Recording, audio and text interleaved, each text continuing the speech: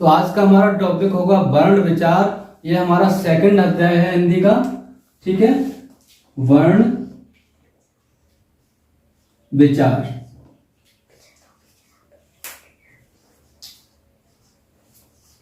तो सबसे पहले हम पढ़ेंगे वर्ण के बारे में। वर्ण किसे बोलते हैं? ठीक है,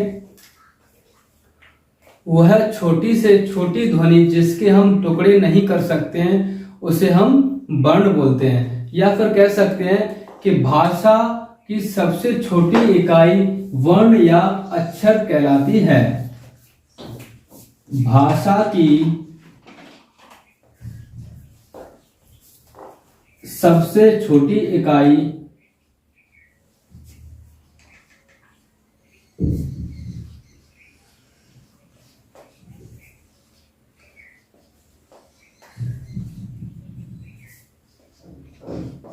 वर्ण या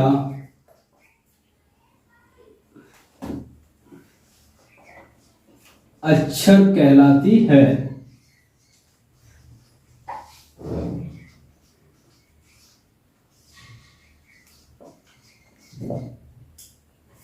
दूसरी डेफिनेशन क्या थी? ये पहली हो गई। दूसरी डेफिनेशन क्या थी? कि वह छोटी से छोटी इकाई जिसके हम अधिक टुकड़े नहीं कर सकते। ठीक है, वह छोटी से छोटी इकाई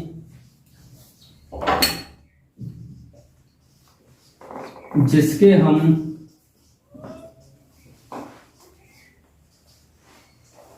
टुकड़े नहीं कर सकते।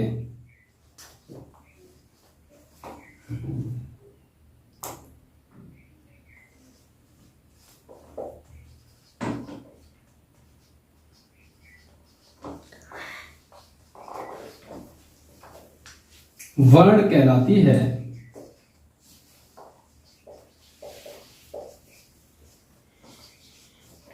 ठीक है बच्चों, तो वर्ण के बारे में आप समझ गए। इसके बाद हम देखेंगे कि वर्ण के कितने प्रकार होते हैं। ठीक है, तो वर्ण हमारे दो प्रकार के होते हैं। एक हमारा होता है स्वर और दूसरा क्या होता है? व्यंजन। अब हम देखेंगे वर्ण के प्रकार।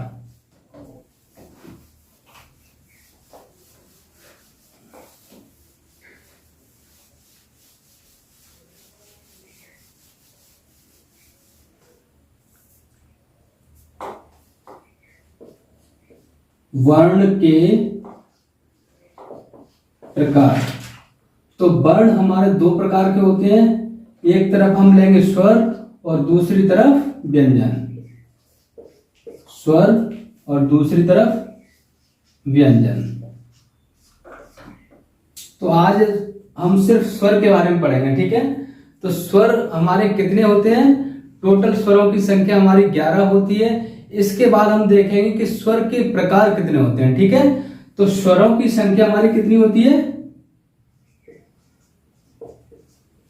स्वरों की संख्या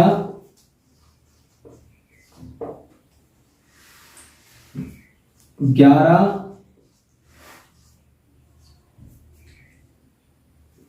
होती है। ठीक है, ये तो हो गई टोटल स्वरों की संख्या। कौन कौन से होते हैं यहां पर मैं नोट कर देता हूं।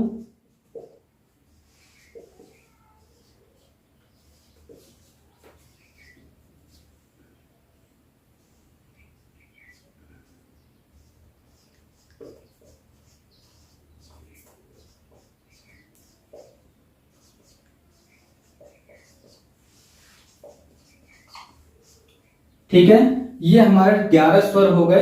इसके बाद हम देखेंगे कि इसमें ऐसे स्वरों के प्रकार।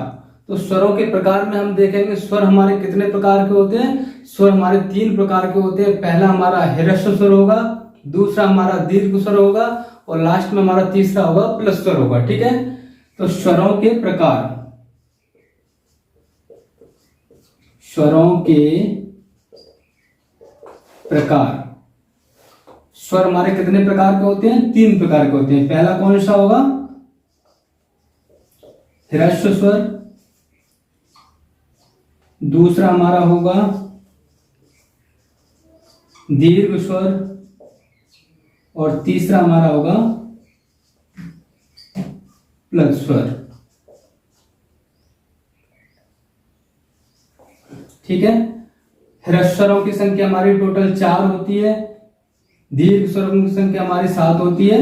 इसके बाद हम इसे एक एक करके सही तरीके से बताएंगे। पहले हम ह्रस्व स्वर के बारे में बताएंगे, उसके बाद दीर्घ स्वर के बारे में बताएंगे और लास्ट में हम प्लस स्वर के बारे में बताएंगे, ठीक है। तो आप इसे नोट कर लीजिए, ठीक है।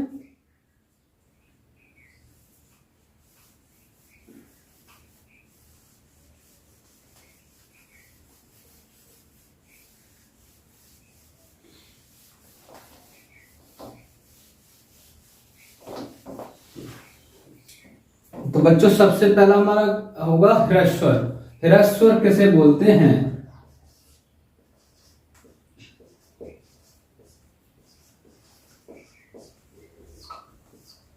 तो सबसे पहले तो इसकी डेफिनेशन देख लेते हैं कि ह्रस्व स्वर बोलते किसे हैं। तो जिन वर्णों को बोलते समय हमें बहुत कम समय लगता है, या फिर कह सकते हैं कि जिन वर्णों को बोलते समय हमारे मुख से जो ध्वनि निकलती है, आवाज निकलती है, बहुत कम मात्रा में निकलती है, उसे हम क्या बोलते हैं? ह्रस्व स्वर बोलते हैं।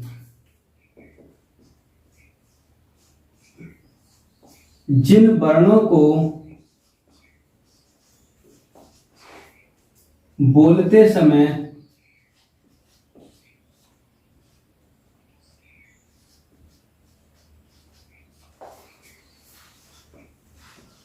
बहुत कम समय लगता है,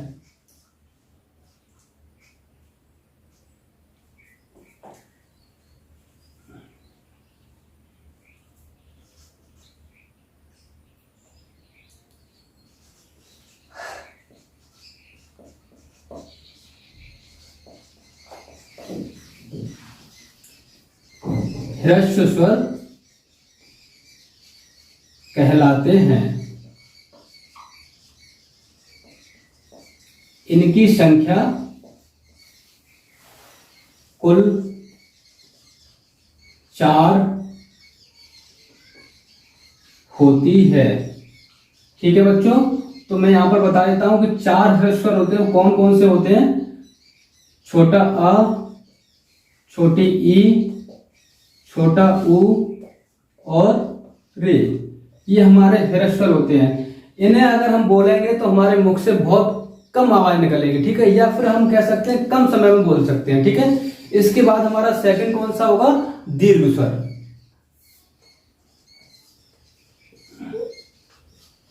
दीर्घ स्वर,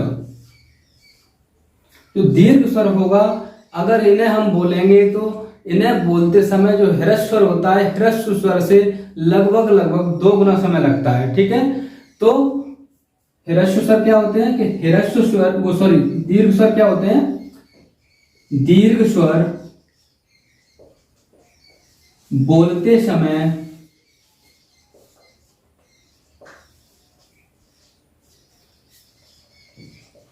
ह्रस्व स्वर से लगभग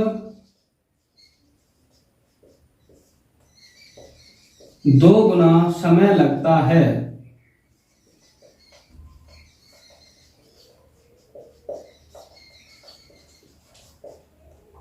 ठीक है। और कौन कौन से होते हैं? इनकी कुल संख्या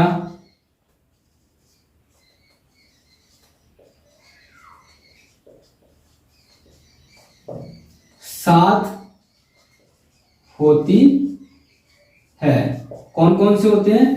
बड़ा आ, बड़ी ई, बड़ा ऊ, ए, आई, ओ और लास्ट औ, ठीक है। तो यहां पर दीर्घ स्वर आपने देख लिया। इसके बाद हम देखेंगे लास्ट में कौन सा होता है हमारा?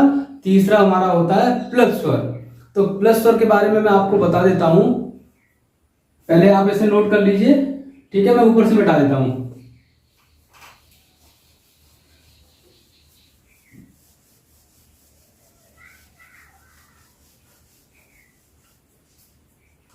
तीसरा है हमारा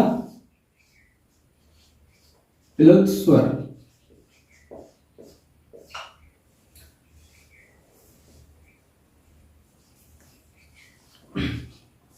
प्लस स्वरों को बोलते समय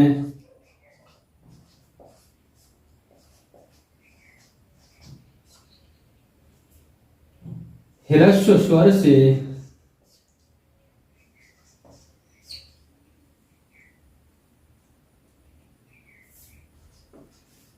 लगभग